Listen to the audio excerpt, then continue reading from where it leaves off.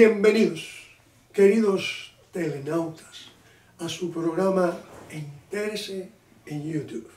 Quien les habla, Jesús Angulo, director y productor del mismo, tiene el gusto de traerles a ustedes hoy como invitado al doctor Orlando Trujillo, que para mí, para todos ustedes, es un gran historiador, politólogo. De cuanto se le ocurre pensar en el campo de la intelectualidad para Jesús Angulo, es el doctor Orlando Trujillo. El tema más manido en estos momentos, el bombardeo al este de Siria. Sí, al este de la capital. Sí, de Damasco. De Damasco, exactamente. Y sus resultados, sus consecuencias, el por qué fue hecho, en fin, todo eso que ustedes quieren conocer, no de la prensa complaciente, sino de la boca de un hombre como Orlando Trujillo. Doctor Trujillo, ¿cuál es su opinión sobre todo esto, sobre las amenazas de Putin, sobre las amenazas del ministro de Relaciones Exteriores ruso, diciéndole a la BBC de Londres que esto inicia un proceso de Guerra Fría peor que el que tuvimos anteriormente? ¿Cuánto hay de bluff? ¿Cuánto hay de verdad? ¿Por qué se hizo esto? ¿Qué pasa? ¿Cuál es el final de todo esto? Bueno, tú has tenido mucha razón cuando has mencionado la palabra bluff. Hay mucho de bluff. Pero mira, ya que hablaste de Damasco, tú sabes que Damasco es la ciudad más, o sea, que sepamos, que tengamos récord, la más antigua en la historia de la humanidad. O sea, digamos que la primera ciudad de que nosotros tenemos récord, Damasco, tiene una historia de 10.000 años y más. La realidad de lo que está pasando en Siria, para entender esto tenemos que ir al final de la Primera Guerra Mundial. Cuando se acabó la Primera Guerra Mundial, los turcos perdieron todo su imperio que cubría toda esa región. Y fue dividida, como todos sabemos, entre ingleses y franceses. Los franceses se quedaron con lo que hoy es Siria, y que también era el Líbano, que no era nada más que una provincia de Siria, que los franceses la separaron más tarde. En ese momento, la gente que mayor se enfrentó a la ocupación francesa fueron los alawíes. Los alawíes son una tribu minoritaria en Siria, son montañeses, o eran montañeses, gente muy feroz, muy valiente, muy regionalista, y se enfrentaron a los franceses de una manera tal que en un año la superioridad militar gala los aplastó, pero los franceses reconocieron el valor de aquellos guerreros. Y sobre todo, como los alawitas tienen una religión particular, que yo diría un 80% chiita, quizá un 15%, un 15% islamita y un 5% cristiana, porque ellos celebran la Navidad. Entonces, eran enemigos tradicionales de la mayoría de la población de Siria, que es sunita. Y entonces pues los franceses los utilizaron para dominar a ese resto de la mayoría. En el año 1946, terminada la Segunda Guerra Mundial, los poderes de Francia, Inglaterra y demás le decían a todo el mundo que estaban peleando por la libertad y la democracia, y entonces cómo podían justificar ante sus colonias de que ellos tuvieran colonia cuando ellos habían peleado por no ser colonia, por no ser sometidos y demás. Empezaron a dar la libertad, tanto ingleses como franceses empezaron a darle la independencia a sus colonias. Y se la dieron a Siria en el año 1946.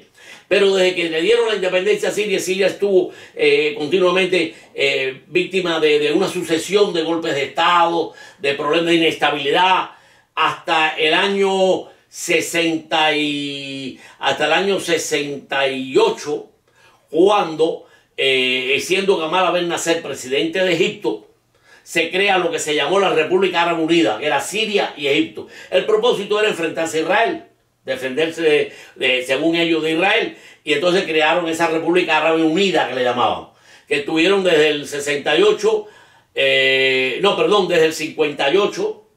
el 58, hasta el 61. Estuvieron unidos.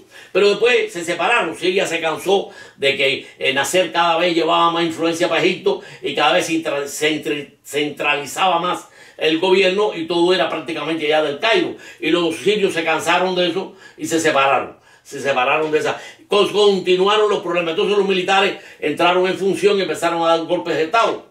Hasta el año 1970, en que Hasef al-Assad, el papá del actual gobernante de Siria, da un golpe de Estado. Él era ministro, era coronel y ministro de defensa de Siria. Dio un golpe de Estado y se hizo con el poder. A todo esto el partido que gobernaba en Siria era el Ba'ath, que era un partido socialdemócrata. Hay que tener en cuenta esto. Siria ha sido tradicionalmente, quizás Egipto un poquito, Irak también, pero Siria era el país más occidentalizado y más liberal y más progresista de la región. En Siria las mujeres manejaban, iban a las universidades, no tenían que llevar velo, cristianos, drusos, musulmanes, cristianos de todas las denominaciones, judíos vivían en Siria sin problema ninguno. Sin problema ninguno. ¿Y cuándo se crea toda esta crisis? Todo este problema se crea cuando Arabia Saudita, que tú sabes que es la cabeza del movimiento sunita en el mundo, decide que es imposible que en un país con una mayoría sunita, y Siria, un país importante en esa región, pues sencillamente esté controlado por chiitas, porque prácticamente para ellos son chiitas. Y entonces el príncipe Bandar Bek Sultan, que era ministro o sea que era ministro de inteligencia saudí, prepara el levantamiento de 1982 contra Hafez, el padre de este. Y se ha hecho una revuelta igual en Alepo, en toda esa región del norte de Siria, que era la región más beligerante. Se hace una revuelta apoyada y subvencionada por Arabia Saudita.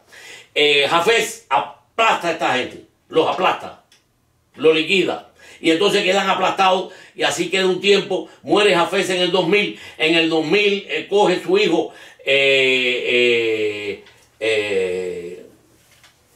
Bashar al-Assad, que es dentista, de profesión dentista, o dermatólogo, odontólogo, como quieran decir. Y este señor entonces sigue la política de sus padres. Nadie discute que en Siria hay una dictadura, la hay. Pero en toda esa región, con excepción con sus salvedades, pero con excepción de Israel, el resto son todos dictaduras y tiranías, todas. Ahí no existe ninguna democracia ni nunca se ha aplicado. Por lo tanto, el que este señor Bashar sea un dictador es un gobernante de la región. Pero también viene cuando viene la famosa primavera árabe. En esa primavera árabe que se sublevan, como todo el mundo sabe, vienen los problemas de Túnez, los problemas de Egipto, se alborota toda esa región. Entonces vuelve a haber un resurgir del movimiento sionista para tratar de quitarse de arriba a los alawitas, que es lo que están gobernando, que es una minoría. Porque los alawitas en la población de Siria tiene una diversidad étnica muy grande. Tiene drusos, tiene kurdos, tiene alawitas, tiene sunitas de varias, pero los sunitas, los alawitas allí forman aproximadamente el 20% de la población. Sin embargo, son el gobierno. Porque te repito, son una gente unos guerreros temidos y temibles. Entonces, los sunitas se sublevan. Otra vez Arabia Saudita interviene ahora con más, porque Arabia Saudita interviene para tratar de que los sunitas lleguen al poder. Inmediatamente se crea un desmembramiento dentro de Siria, porque es el momento que aprovecha Al Qaeda y es el momento que después que aprovecha el Estado Islámico y todas estas, y Turquía e Israel, todo el mundo, como pasó con China en el siglo XIX, todo el mundo quiere coger un pedazo de Siria, se quieren repartir la piñata. Entonces Arabia Saudita interviene, Irán interviene a favor de los sirios. ¿Pero por qué? Porque Irán y Arabia Saudita están peleando por la hegemonía en esa región y lo están peleando con balas en el Yemen. Ambas partes quieren ser hegemónicos y están enfrentados, unos chiitas y otros sunitas. Están enfrentados en esa región. Y por otro lado, también tiene el apoyo de Rusia, Bashar. ¿Por qué? Porque Rusia tiene las dos únicas bases que tiene Rusia en el Mediterráneo. Están en Tartus, una base naval y dos bases aéreas rusas, ahí son las únicas que tienen en el Mediterráneo. Y ellos, obviamente, no están dispuestos a cederla. Entonces, están apoyando, con limitaciones, están apoyando a Bashar. En el momento, al principio, el barraje aquel de ataques que vinieron, hizo que Bashar perdiera prácticamente todo el territorio. Llegó un momento en que el gobierno de Bashar tenía Damasco y unos cuantos, si acaso 100 kilómetros cuadrados alrededor, si acaso, porque todo lo demás estaba repartido. Israel tiene las alturas de Golán, que se la quitó en la guerra de los 6 días. Tiene las alturas de Golán. Israel no le interesa para nada. Israel quisiera que mañana por la mañana cayera el gobierno de Bashar. ¿Por qué? Primero porque se quiere consolidar, quieren quedarse definitivamente con las alturas de Golán, que es un territorio sirio. Y por otro lado porque quieren eliminar el apoyo que Bashar siempre le ha dado a Hezbollah en el norte, en el sur del Líbano.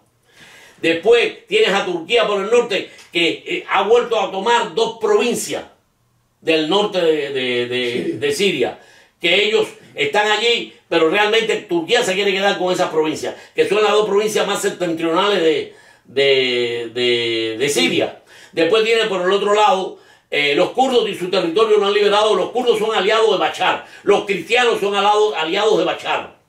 ¿Por qué? Porque frente a ellos tienen la hermandad musulmana, que han cortado cabeza, han asesinado, han hecho horrores, se ha visto en televisión, mataron a cristianos por tonelada, obispos cristianos lo han decapitado, la hermandad musulmana. Que es enemiga de Bashar, completamente, porque son sunitas y quieren coger el poder. Y precisamente porque Bashar, pues, como pasó en Irak, Bashar es un gobierno, o pasó en Persia, o en Irán, en la época del Shah, que el Shah estaba occidentalizándolo, y los ayatolás se levantaron porque ellos consideraban que eso era una herejía. Y en este caso, el hecho de que Siria sea un estado no clerical, que sea un estado en que todas las religiones son admitidas, en que las mujeres tienen un montón de posibilidades, pues para ellos es una herejía, entre otras cosas. Entonces, primero controlar el gobierno y después, por otro lado, imponer la ley Sharia, que es lo que ellos quieren imponerle a todo ese mundo y a nosotros cuando puedan. Entonces, el resultado es que Bashar al-Assad se vio atacado por todas partes. Los israelíes son sus enemigos por un lado. Los árabes sauditas están subvencionando a toda esta gente. Los turcos por el norte los están atacando y los están... Después tienen a la hermandad musulmana y al estilo, lo que queda del Estado Islámico, que no ha desaparecido, lo que queda también... ISIS también, que no ha desaparecido. Está muy reducido, pero no desaparecido. Enemiga de él también. Enemiga de él, claro, porque todos son sunitas. Bueno, y ese poder tan grande que él ha tenido para mantener a raya a toda esa gente. No, a base los rusos, ahí todo el mundo asesina. Era como la Edad Media, en las coronas europeas, todas eran unas criminales, se mataban unos a otros y eran fratricidas. Y ahí es igual, ahí no hay santo. Ahí todos son pecadores. ¿Por qué le saca a este hombre 600.000 muertos? Bueno, por la guerra civil. Por la guerra civil. Es como la famosa 6 millones de judíos muertos en el holocausto, por favor. ¿Tú me entiendes? O los 20.000 muertos de Fidel Castro, que José Pardollada estuvo contando muertos, que yo me acuerdo en el año 59, de los 2 bandos llegó a 800 y pico, y no pude encontrar más ninguno. Pero todavía se sigue diciendo que hubo 20.000 muertos en la época Batista. ¿Comprende? Tira una cifra y dale. Entonces, la realidad es que Estados Unidos, ¿por qué Estados Unidos quiere? Primero porque tiene un aliado, Israel, y otro aliado, Arabia Saudita, que quieren deshacerse de Bashar al-Assad. Por otro lado, tienen a los rusos en Tartus, que es un aliado de Bashar al-Assad. O sea, Estados Unidos tiene ahí el deseo, lo vería con muy buenos ojos que mañana por la mañana el gobierno de Siria desaparezca. Este gobierno. ¿Pero cuál es la sustitución? Dividirlo en 5 o 6 pedazos, que es lo que quieren hacer con Siria, balcanizarla. No hay un nuevo líder, no vaya a pasar lo mismo. Balcanizarla, un pedazo para esto, un pedazo para aquel, un pedazo para el otro. Y ya cuando esté todo balcanizado, Siria desaparece. Para Israel es un alivio, porque quitan un enemigo por el norte. ¿Tú me entiendes? Los sunitas porque se apoderan de prácticamente todo el gobierno. Los turcos porque controlan en la parte norte esa de ellos, que ellos siempre la han reclamado y la controlan. Pues todo luce que va a ser Assad, va a seguir, como llamamos. Bueno, porque era lo que estaba diciendo, cuando los rusos, por Rusia. Cuando los rusos intervienen, se invierte la corriente y entonces ellos sí empiezan a bombardear. Ellos sí bombardean de verdad. Acuérdate que en la época de Obama salió un avión, 2 días antes avisaban que iba a ir, tiraban una hora antes, tiraban un programa diciendo voy a bombardear aquí, y salió un avión, daban una vuelta y tiraba 4 bombas. Los rusos no, los rusos empezaron a meter bombardeos de verdad, empezaron a hacer ataques serios, han metido tropas allí, los iraníes han mandado grupos de la Guardia Revolucionaria, y entonces eso ha ido reconquistando, y hoy por hoy el gobierno central de Siria controla la mayor parte de Siria.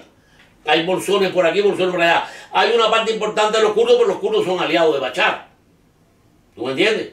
Pero ese es otro temor de Turquía, porque Turquía le tiene terror a los turcos. ¿Por qué? Porque los turcos todos ellos tienen como deseo recrear el Turquestán. Y el Turquestán era una parte norte de Irak, un pedazo de Siria, un buen pedazo de Turquía.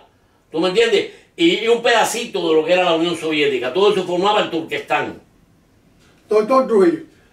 Espérate, y llegaban hasta una punta arriba de Irán. Dime. Todo eso muy ilustrativo, hemos aprendido un horror aquí hoy con el doctor Trujillo, como siempre, pero todo esto es lo que más se habla en la prensa, sobre el peligro de una guerra. Bueno, acuérdate que cuando hay una guerra, la primera víctima es la verdad. Y acuérdate que cuando se va a hacer una guerra, se produce dentro de cualquier país, se produce un proceso que se llama de preparación y ablandamiento de la población.